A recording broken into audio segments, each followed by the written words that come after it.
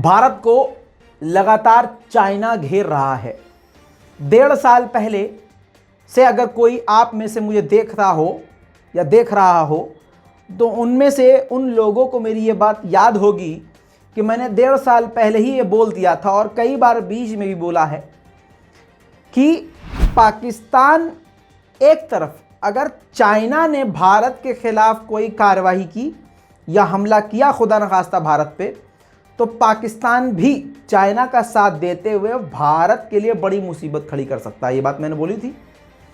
जिसने ये मेरी बात 1.5 साल पहले सुनी नीचे कमेंट कीजिएगा ताकि लोगों को पता चल जाए कि हाँ, आप 1.5 साल से देख भी रहे हैं और ये बात 1.5 साल पहले मैं बोल चुका हूँ।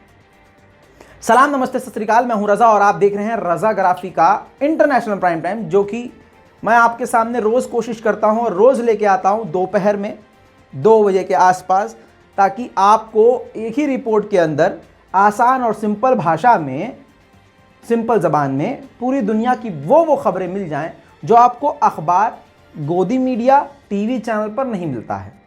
और अगर मिलता भी है तो 2 मिनट की वीडियो में 5 मिनट का ऐड दिखाया जाता है। ये हमारी कोशिश है। हम दूसरे यूट्यूबर्स की तरह या कोई और क्रिएटर्स की तरह नहीं करते हैं। हम ये सोचते हैं कि ज़्यादा से ज़्यादा खबरें आपको एक ही रिपोर्ट में मिल जाए। बहुत सारे लोगों को शिकायत है कि रज़ा भाई आपकी वीडियो बहुत लंबी हो जाती है, लेकिन मेरी जान, मेरी वीडियो लंबी तो होती है लेकिन उसमें जानकारियाँ भी भरपूर होती हैं। आप रज़ाग्राफी की कोई भी वीडियो एक देख लेंगे तो आपको दूसरी रिपोर्ट कहीं और देखने की ज़रूरत नहीं पड़ेगी। आपको दिन भर टीवी के सामने बैठना नहीं पड़ेगा। हमारी यही कोशिश है, क्योंकि मेरे वालिद हैं और मेरे घर के जो बुज़ुर्ग हैं, मैंने देखा है बचपन से वो बड़े परेशान रहा करते थे। उनको बाहर की खबरें नहीं मिला करती थी, मिलती थी तो आधी यहाँ से मिल रही, आधी वहाँ से। तो वो चीज़ मैंने फील करी है, तो मैंने एक प्रोग्राम ये बनाया है। इसी तरह का मैं कॉन्सेप्ट लेकर चलता हूँ। अगर आप ऐसा चाहते हैं कि मैं ये कंटिन्यू करूँ इसी तरह से, तो आप मुझे दुआ दीजिए और नीचे कमेंट कीजिए। अगर आप कुछ बदलाव चाहते हैं तो नीचे कमेंट कर सकते हैं। खैर, अब आपको बता दूं कि चाइना ने पाकिस्तान को बेहद मजबूत किया हुआ है। तुर्की की बात तो एक तरफ, तुर्की तो कर ही रहा है पाकिस्तान को मजबूत, लेकिन चाइना ने बेहद मजबूत पाकिस्तान को किया है। ये बात भारत सरकार भी अच्छी तरह से जानती है। अब आपको बता दूं कि पाकिस्तान के लिए महायुद्धपोत चीन ने बनाया है और वो बनकर तैयार हो चुका है। आपकी स्क्रीन पर यह रिपोर्ट देख लीजिए, नव भारत टाइम्स की रिपोर्ट है। आप खुद ही देखिए कि पाकिस्तान का वॉरशिप है। बंगाल की खाड़ी पर थी चीनी पाकिस्तानी तैमूर की नज़र, बांग्लादेश ने निभाई दोस्ती, श्रीलंका ने दिया दगा। अब बहुत आसान ज़बान में समझिए, इस 2 लाइन में आपको सारी बातें समझ में आ गई होगी। मामला ये है कि भाई, पाकिस्तान के लिए वॉरशिप बनाया है चाइना ने, जिसका नाम तैमूर है। वो बांग्लादेश के रास्ते से होता हुआ बांग्लादेश पर कुछ वक्त पोर्ट पर रुकना चाहता था। इससे 2 चीज़ें थीं। एक तो भारतीय नौसैनिकों को, भारतीय सेना को दबंगई पाकिस्तान दिखाता हुआ पाकिस्तान जाता बांग्लादेश की तरफ से, समझ रहे हैं। दूसरा, अपना पूरा युद्धपोत की ताकत, मतलब कहते हैं ना, शेख ही भगाड़ता हुआ जाता। ऐसा एक्सपर्ट का मानना है, और भारतीय एक्सपर्ट का नहीं, इंटरनेशनल एक्सपर्ट का। पाकिस्तान की ये स्ट्रैटेजी थी कि हम अपने हथियार को इस वॉरशिप को दिखाएंगे, क्योंकि हथियार है भी ताकतवर। वॉरशिप जो है इसको मानना पड़ेगा। दुश्मन देश का ये जो वॉरशिप है ये इतना घातक है कि इसके अंदर लेज़र गाइडेड मिसाइल हैं। इसके अलावा आपको बता दूं कि लेज़र हथियार भी हैं। एडवांस, मोस्ट एडवांस टेक्नोलॉजी से लैस ये वॉरशिप है। युद्धपोत में, मैदान जंग में, समुद्र के अंदर ये युद्धपोत बड़ी तबाही मचा सकता है और पाकिस्तान की नौसेना को ये काफ़ी बड़ी ताकत प्रदान कर रहा है, मतलब काफ़ी मजबूत इससे कर देगा। बांग्लादेश की सरकार शेख हसीना ने अपने पोर्ट पर रुकने से मना कर दिया और कहा इससे हमारे पड़ोसी देश के साथ तनाव बढ़ेगा और ख़ासकर 14 अगस्त के आसपास, 14 से 15 अगस्त को तो ये सीधा पाकिस्तान पहुंचेगा, लेकिन उससे पहले ये 14 अगस्त के आसपास भारत के बेहद करीबी इलाके से गुजरता हुआ हुड़दंगी मचाता हुआ जाएगा, भारत को हुल देता हुआ बेसिकली, जिस पर शेख हसीना ने, बांग्लादेश की सरकार ने रुकने से मना कर दिया, इनकार कर दिया। चाइना की भी यही कोशिश थी कि बांग्लादेश जो है, हाँ, पाकिस्तान के इस युद्धपोत को रुकने दे। एहसान जता रहा था चाइना, क्योंकि चाइना सबसे ज़्यादा हथियार बांग्लादेश को बेचा हुआ है इस वक्त, और बांग्लादेश ने भी काफ़ी कम दामों में रेट टू रेट, एक तरह से आसान ज़बान समझ लीजिए, हथियार चाइना से ले चुका है। बांग्लादेश में जो पोर्ट है उसको बनाने में चाइना ने मदद करी है। तो चाइना ने सोचा कि बांग्लादेश हमारे दोस्त, बेहतरीन दोस्त पाकिस्तान को अपने पोर्ट पर रुकने देगा, लेकिन ऐसा हुआ नहीं। फिर आखिरकार भारत को फिर दबंगई कैसे दिखाएंगे ये दोनों देश, तब जाकर श्रीलंका से ये पाकिस्तान ने रिक्वेस्ट करी। अच्छा, सिंपल भाषा में पाकिस्तान की श्रीलंका से काफ़ी बनती है। आप इस बात को मानिए या मत मानिए, लेकिन अगर आप थोड़ा सा इंटरनेशनल पॉलिटिक्स जानते होंगे तो आपको पता चलेगा कि पाकिस्तान की बहुत अच्छी बातचीत श्रीलंका से है। श्रीलंका ने भारत को धोखा दे दिया और भारत के खिलाफ इस सबसे बड़े युद्धपोत को अपने पोर्ट हब्बन-टोटा पोर्ट पर आने की और रुकने की इजाज़त दे दी। बेसिकली चाइना का जो जासूसी जहाज है, शिप है, बता दूं कल की रिपोर्ट कि एक दिन के लिए वो रास्ते में रुक गया था, लेकिन अब बड़ी जानकारी इसी रिपोर्ट के अंदर दे रहा हूं कि वो अब अपने रास्ते पर है। जब तक ये आप रिपोर्ट देख रहे हैं तब तक वो श्रीलंका के हब्बन-टोटा पोर्ट पर पहुंच चुका होगा। ठीक पीछे से उसी हब्बन-टोटा पोर्ट की तरफ अब ये पाकिस्तान का महायुद्धपोत बड़ी ही तेजी से दंदनाता हुआ आगे बढ़ रहा है। कहने का मतलब यह है कि अगर नव भारत टाइम्स की आप रिपोर्ट पढ़ेंगे तो इसमें निचले पैराग्राफ में एक जगह साफ लिखा हुआ है। दोस्तों, इस पैराग्राफ की टाइटल आपको पढ़ना होगा, श्रीलंका ने मिसाइलों से लैस पाकिस्तानी युद्धपोत को रुकने की इजाजत दी। सोचिए, टाइटल कौन लिख रहा है? ये नव भारत टाइम्स। अब जरा एक आध लाइन आप पढ़ लीजिए। गोदी मीडिया खुद चीख चीख कर कह रहा है कि 56 इंच की छाती पर घुसंड पे घुसंड मारे जा रहे हैं। इस तरह से भारत को उसके घर हिंद महासागर में घेरने के लिए चीन की रणनीति काफी हद तक कामयाब होती दिखाई दे रही है। इस बीच बांग्लादेश ने चीन और पाकिस्तान दोनों को ही बड़ा झटका देते हुए PNS तैमूर को रुकने की इजाजत नहीं दी। बांग्लादेश की शेख हसीना सरकार ने हवाला दिया कि जहाज 15 अगस्त से ठीक पहले आना चाहता है और हम उसे मंजूरी नहीं दे सकते। साल 1975 में 15 अगस्त के दिन ही पाकिस्तान समर्थक बांग्लादेशी सैनिकों ने कर दी थी, मतलब वहाँ जो बांग्लादेश और पाकिस्तान का कांड हुआ था, ये उसके जिक्र कर रहे हैं। इससे पहले पाकिस्तान और चीन के विदेश मंत्री बांग्लादेश गए थे, लेकिन इसके बाद भी बांग्लादेश की सरकार ने तैमूर के प्रति सख्त रुख अपनाया। लेकिन आपने जो ऊपर की लाइन पढ़ी वो सबसे मेन है। नव भारत टाइम्स में साफ साफ ये है कि हिंद महासागर में पाकिस्तान और चाइना भारत को घेरने के लिए पूरी कामयाबी से आगे बढ़ रहे हैं। और आपको याद दिला दूं, म्यांमार जो है जिसने पूरी सत्ता पलट दी है, वहाँ की आर्मी को मिलिट्री सपोर्ट भी चाइना दे रहा है, हथियार वहाँ की मिलिट्री को चाइना दे रहा है। म्यांमार में पहले से चाइना मौजूद है। अब आप समझ सकते हैं कि चीन कहाँ कहाँ मौजूद है, मैं रोज़ आपको नहीं बता सकता, लेकिन अब एक साथ भारत के निचले हिस्से पर श्रीलंका के तरफ, श्रीलंका के हब्बन-टोटा पोर्ट पर एक साथ पाकिस्तान का सबसे खतरनाक युद्धपोत और चाइना का जासूसी जहाज एक साथ एक समय पर मौजूद होंगे।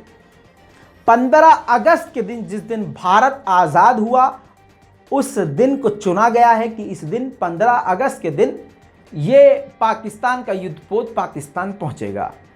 इसके पीछे पाकिस्तान की बड़ी स्ट्रैटेजी है, ये आप भी समझ रहे हैं, हम भी समझ रहे हैं। लेकिन 56 इंच वाले को भारत के मुसलमानों को तोड़ने, पीटने और उनके घर को तोड़ने और मुसलमानों पर UAPA लगाने से फुर्सत मिले तभी तो इस पे ध्यान दे। वो उसको तो काले कपड़े से डर लग रहा है भाई साहब। सन 1993 और सन 2000 के बीच में ताइवान से एक चाइना ने वादा किया था जो अब तोड़ दिया है। वो वादा ये था कि हम कभी भी चाइना की मिलिट्री ताइवान के अंदर नहीं भेजेंगे और अपनी ताकत ताइवान को नहीं दिखाएंगे, ज़बरदस्ती घुसपैठ नहीं करेंगे।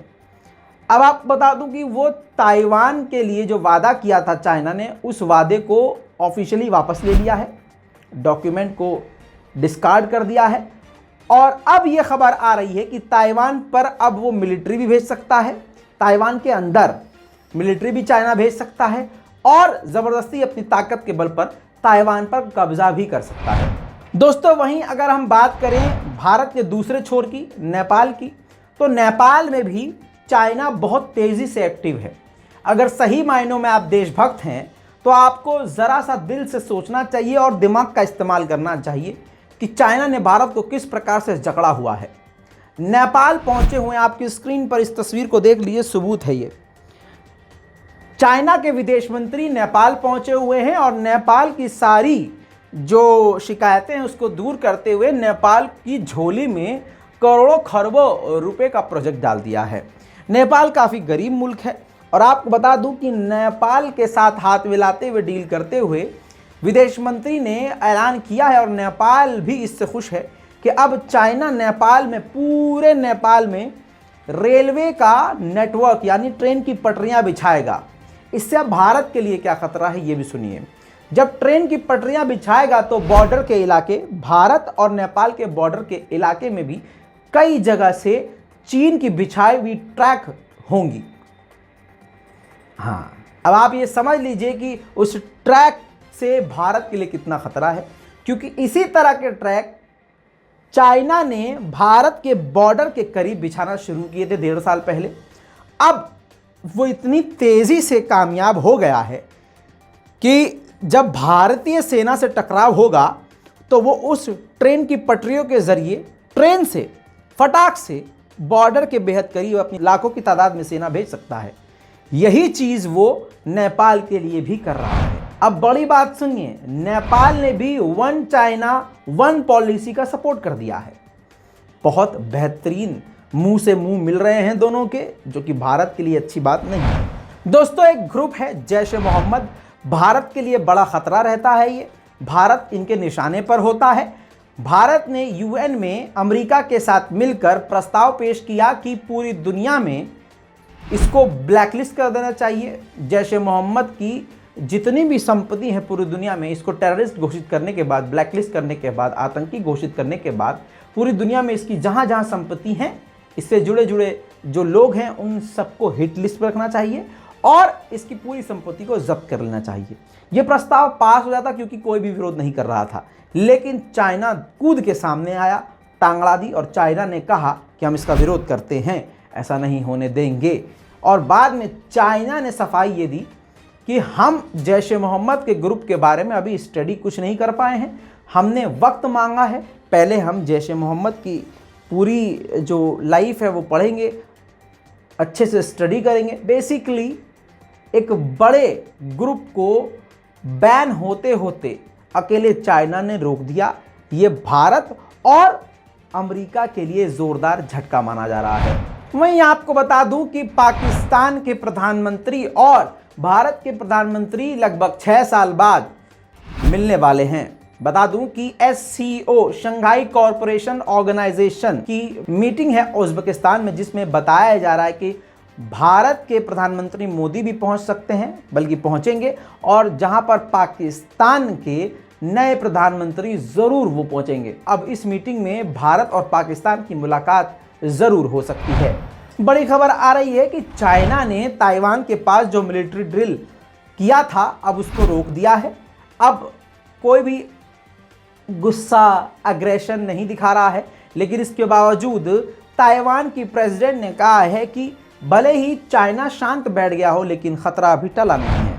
इसी बीच में बड़ी खबर आ रही है, ये मैं तस्वीर लगा रहा हूँ, ताइवान के ऑफिशियल के द्वारा बताया गया है कि इसी हफ्ते चाइना ने ताइवान को ऑप्शन दिया कि कंट्री एक होगी, सिस्टम 2 होगा, यानी ताइवान और चाइना को हम एक कर देंगे, लेकिन कानून दोनों के अलग होंगे, सरकार अलग अलग होगी।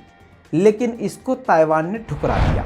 दोस्तों, वहीं पर एक नया मामला, एक नया तनाव अलग देश में शुरू हुआ है। चाइना, जी हाँ, इस बार फिर से चाइना है और साउथ कोरिया है। आपको बता दूं कि साउथ कोरिया और चाइना के बीच में एकदम ऐसे रहती है, अनबन रहती है।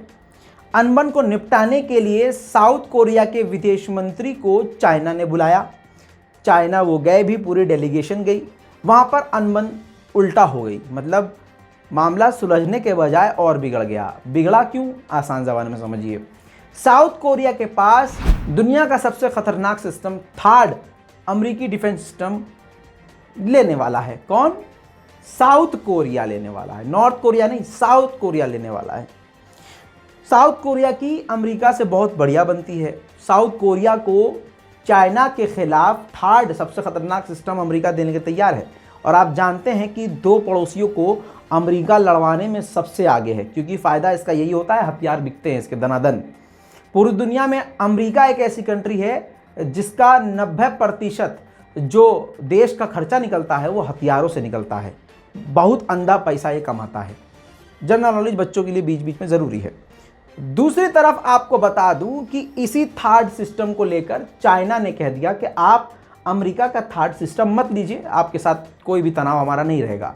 लेकिन साउथ कोरिया ने अपने देश की सुरक्षा के लिए जो फैसला लिया था उसको वापस फैसला लेने से मना कर दिया, जिससे चाइना में ही मौजूद साउथ कोरिया के डेलीगेशंस और चाइना की मिनिस्ट्री के बीच में दबादब बहस होने लगी, तनाव हो गया, धक्का मुक्की सी शुरू हो गई।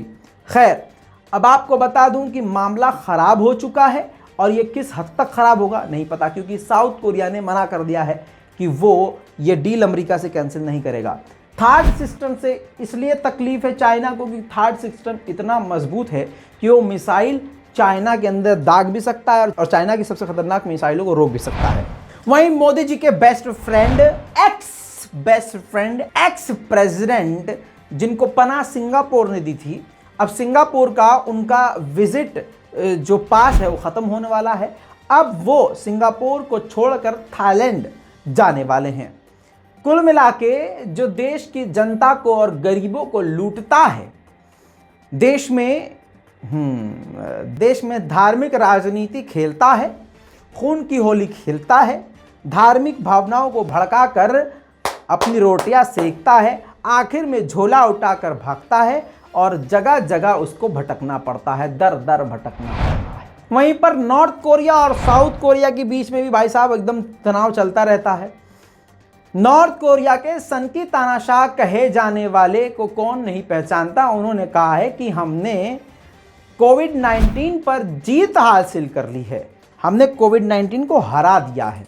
वहीं पर सनकी तानाशाह की बहन जो हैं वो उनसे बड़ी वाली हैं, उन्होंने बड़ा बयान दिया। उन्होंने कहा कि हमारे नॉर्थ कोरिया में जो कोविड-19 का वायरस आया वो साउथ कोरिया ने भेजा था, और साउथ कोरिया अगर वायरस बनाना बंद नहीं करेगा तो हम सिर्फ वायरस को नहीं, साउथ कोरिया के आला कमान और बड़े बड़े अधिकारियों को ही मिटा देंगे। दोस्तों, आपको बता दूं कि अमेरिका के केंटकी इलाके में अल्लाह का अजाब आया, खतरनाक बाढ़ आई। इस बाढ़ में आपको बताऊं, ये बाढ़ के बाद का मंजर है, देख लीजिए।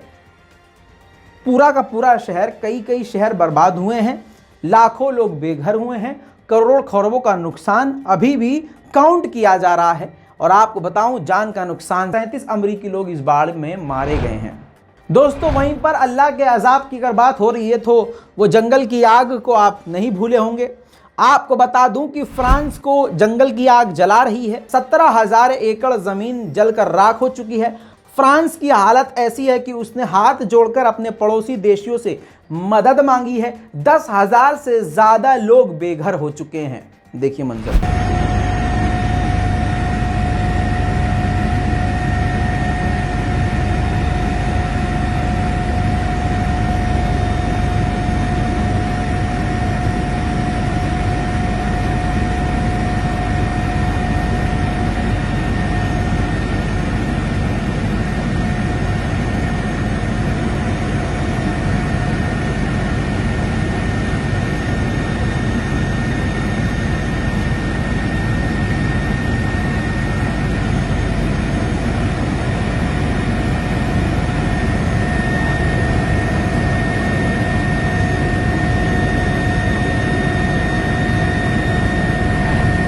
दोस्तों, ये थी अब तक की दुनिया भर की कुछ बड़ी बड़ी खबरें।